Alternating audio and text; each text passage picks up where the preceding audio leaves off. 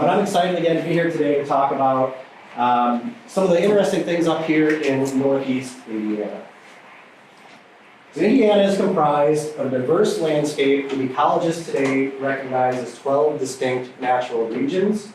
And each of these natural regions, and some of the natural regions I should say, are divided further into sections. And these sections and natural regions are based on, am I in your way, bud? You're great. Are based on things like the geology that underlies those areas, the flora, the fauna, the climate, things that make each of those sections or natural regions unique from the other sections or natural regions within the state. Our state's flora is also very heavily influenced by the floras of other regions of North America. And so if we think about Indiana's flora, we think about the influence of the prairies that are more common to the west of Indiana. We think about the deciduous forest that covers a lot of Indiana, but is also very common as you move further east in the United States. We have some species that we consider boreal relic species that occur further north in the northern woods of Michigan and Wisconsin, but hang on here in Indiana. We have influences from the southeast and the southwest. We have influences of the Appalachians reaching in to southern Indiana, as well as influences from the Mississippi embayment reaching in from the southwest into Indiana. And then we also have some species we consider to be either having an affinity to the coastal plain of the United States, so to the Atlantic Ocean coastal plain or the Gulf of Mexico coastal plain, or species that have the core of their ranges along the coastal plain, don't occur inland and occur up here in Indiana, so we consider them disjuncts from the Atlantic coastal plain. So all of those pieces come together to form our present-day flora and what we see on the ground. But to better understand our flora and our natural communities and the natural regions that form Indiana, we have to think back actually more than several, millions of years to see how Indiana was formed. And so we think of our substrates, our bedrocks especially. And so we think of limestones and sandstones and siltstones and shales that formed millions of years ago in places that are not on the globe where Indiana sits today. But those areas over millions of years experienced the plates shifting and moving, they experienced earthquakes, they experienced sediment deposits, and that ended up with Indiana where it sits on planet Earth today with those bedrocks that we have, those limestones, sandstones, siltstones, and shales. But that's only part of the story. The other part of the story has to do with our glacial history and our climate over the past several 100,000 years. And so we have to think back about 220,000 years to when Indiana's first glacial period, when it was sitting where it sits today on the globe, happened. And this was called the Illinoisan glacial event.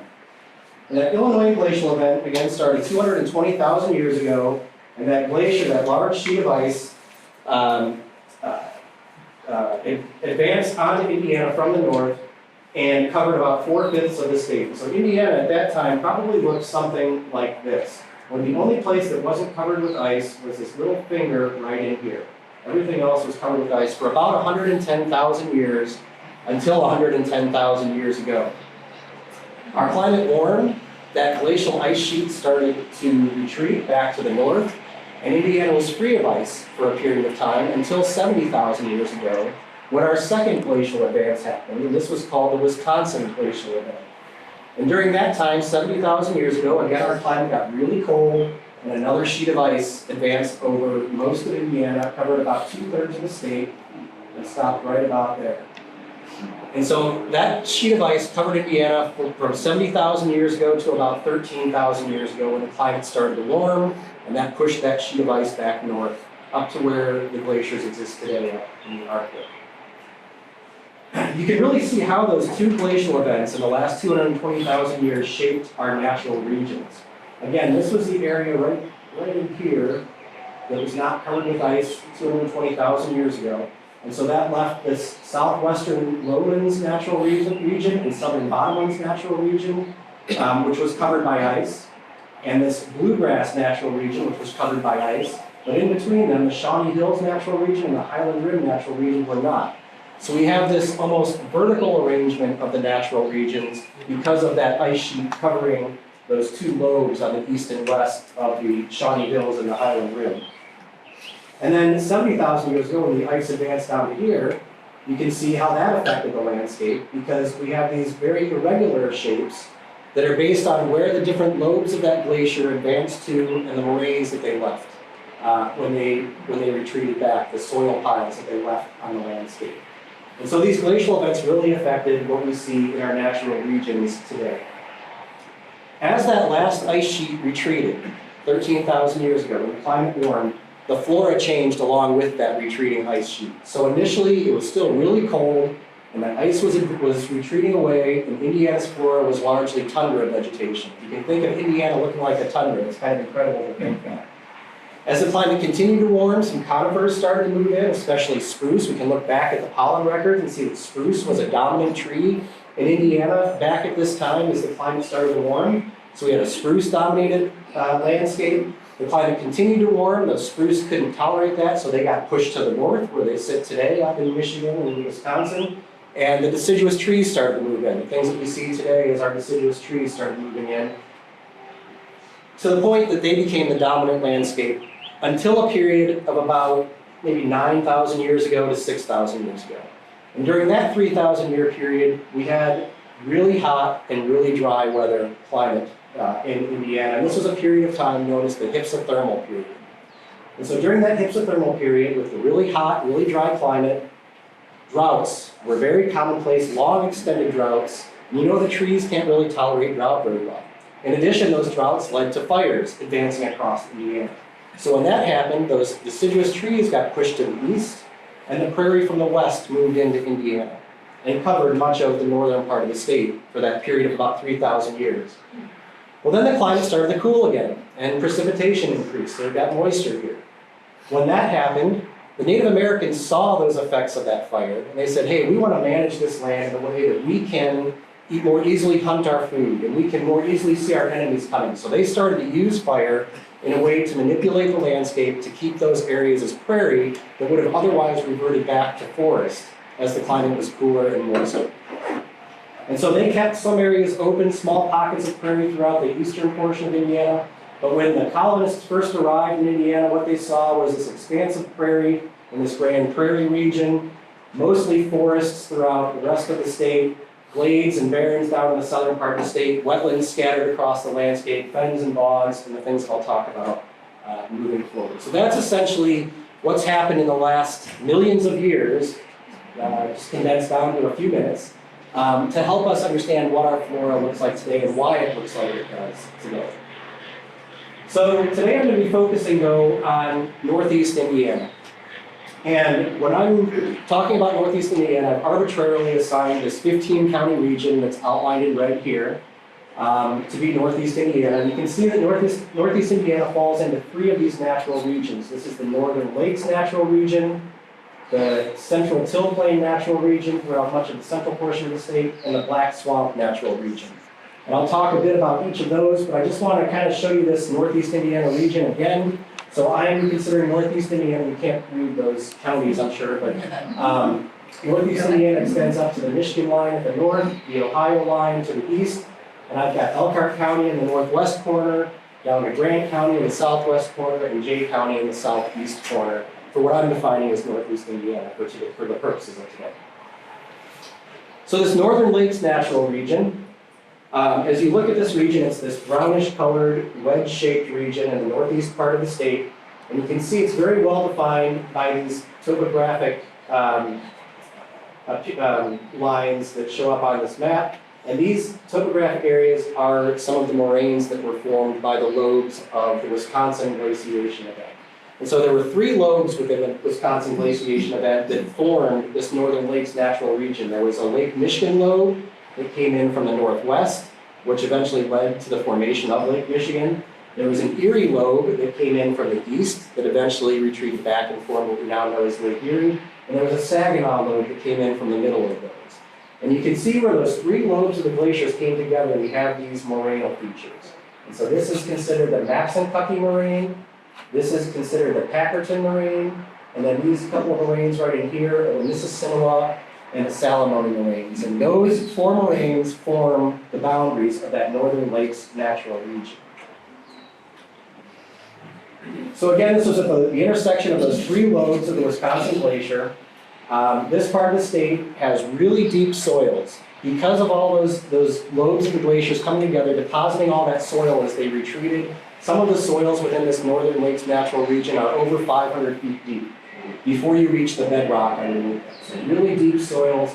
And as a result of these really deep soils and this glacial activity, we have these glacial lakes that formed either when large chunks of ice got trapped within the glacial material and then melted and formed a lake, or that got trapped within the glacial material, melted, and then the ground collapsed and formed a lake or a basin situation. So you have these glacial lakes that are interspersed with knobs, with cames, with valley trains, and with outwash plains that form our Northern Lakes Natural Region. And all of this comes together to form a really interesting assemblage of natural communities. We have bogs in the Northern Lakes Natural Region and fens in the Northern Lakes Natural Region.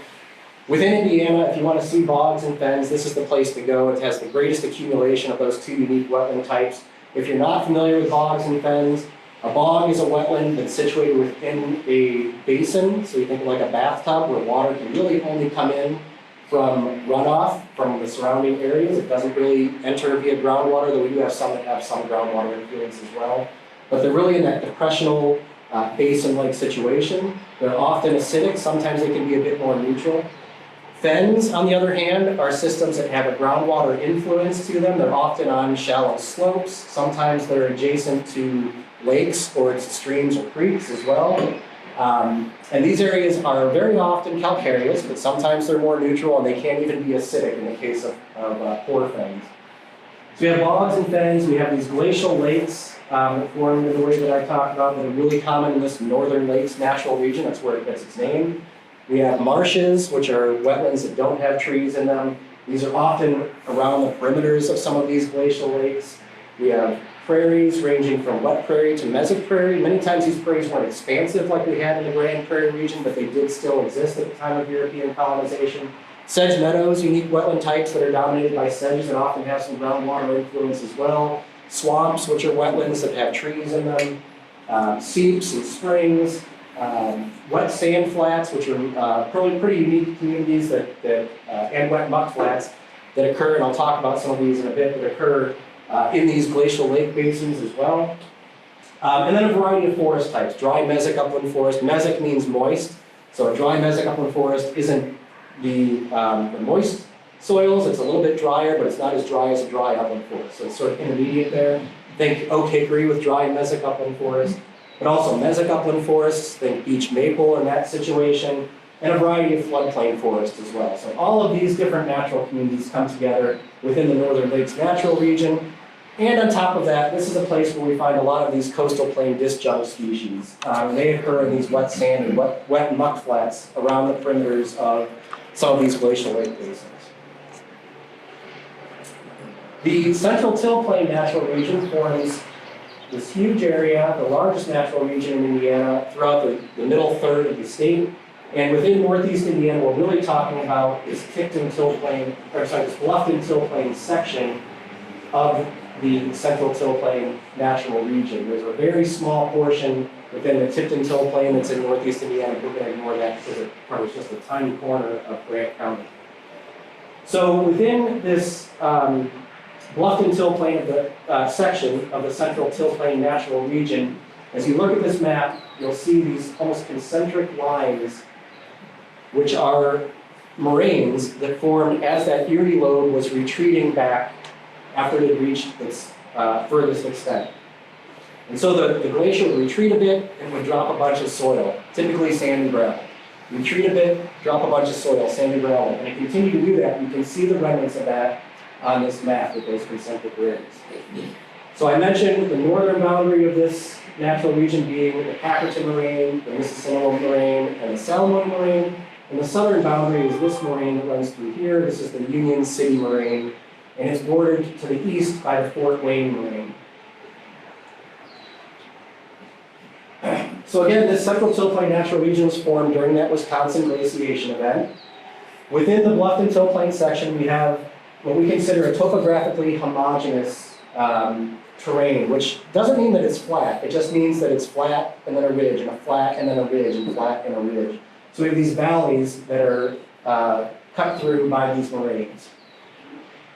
Because this area was once covered by ice and once covered by a lake, essentially, the soils here are primarily clay. And so they're very poorly drained. So those valleys in the bottoms oftentimes are colonized by flatwoods natural communities and by swamp natural communities. These places where water accumulates, trees can still grow there, but they're generally wet situations. And then in between those are the mesoupland forests that are located on those moraines. But there are still some bogs, fens, marshes, and natural lakes within this, the bluff and silt-plain section of the central silt-plain natural region. And then the last natural region that encompasses northeastern Indiana is the Black Swamp. It's a small area up here. This is much larger as you get into Ohio. The Black Swamp extended well into Ohio. And as you can see, the Black Swamp is bounded by that Fort Wayne moraine. And so the Black Swamp was formed again during this Wisconsin glaciation event, and it's the western lobe of the lake plain of proglacial Lake Maumee. So as the glacier retreated, it formed those moraines, and the last moraine it formed was at Fort Wayne Moraine. And then the ice started to melt and form water, and the water started to fill up that lake, and it was blocked by that Fort Wayne Moraine as a natural levee. The water continued to rise as that glacier continued to melt, and eventually it reached that natural levee right about here, and there was a torrent of water that eventually formed what we know today as the Wabash River. Well, as that Wabash River formed and that water flowed out of that natural levee, the rest of the levee remained intact, and so we're left with that Fort Wayne Moraine, but the water drained down from that lake to a point that the ground was still very saturated. The soils in this area are largely clays and silt loams. And so that resulted in a swamp habitat covering most of this Black Swamp natural region that again extends well into Ohio. There is still some mesoupland forest, especially on that Fort Wayne Moraine and in some rises within the Black Swamp, but largely this was a swamp. And unfortunately, within Indiana, we really don't know what we had in the Black Swamp natural region, because as soon as the colonists could convert that to agriculture, they did, because it was great soil for farming. So there could have been some rare plants that were unique to this region, but we really don't know were there. All right, so now let's get into talking about some of the natural areas that occur in Northeast Indiana. And it was extremely difficult to cut down the number of sites that I wanted to talk about. You can tell already I'm going to be long-winded, and this would have been a several-hour talk, and I stuck with my initial list of sites that I wanted to talk about as natural areas in Northeast Indiana. I had a really hard time, but I cut it down to 10. So I'm going to talk about 10 sites in Northeast Indiana, and I chose those based on a variety of reasons. I wanted to spread them geographically across Northeast Indiana, so I took that into account. I wanted to choose generally larger sites. I didn't want to choose really small sites to talk about. There are some that are a little bit smaller, but mostly larger sites within Northeast Indiana. I wanted to choose sites that had unique natural communities to talk about, and I picked sites that have public access, so that if any of you are interested in seeing some of these places and you haven't been there, you can look them up and visit these places at some point in the future. So the first one I'll talk about is Balsall-Leonard Woods Nature Preserve. This is located in Adams County, and the red stars are going to show where these sites are within Northeast Indiana on each of these maps. This is a 40-acre property, so it's not very big, but it's a pretty unique place. This is a site that's owned by the Indiana DNR Division of Nature Preserves. So I'm going to talk about, all of these sites I'm going to talk about are dedicated nature preserves. They're dedicated by the Division of Nature Preserves as some of the best places in Indiana. But not all of them are owned by the Division of Nature Preserves. Some of our sites are owned by land trusts, like the Nature Conservancy or Acres Land Trust, or Little River Wetlands. Some of them are owned by municipalities, by counties or cities. Others are owned by different divisions within DNR, the state parks, the Division of Forestry, the Division of Fish and Wildlife. So we work with all these different partners, and to date we've protected, I think it's 302 nature preserves in the state, covering over 55,000 acres. We continue to add to that year after year.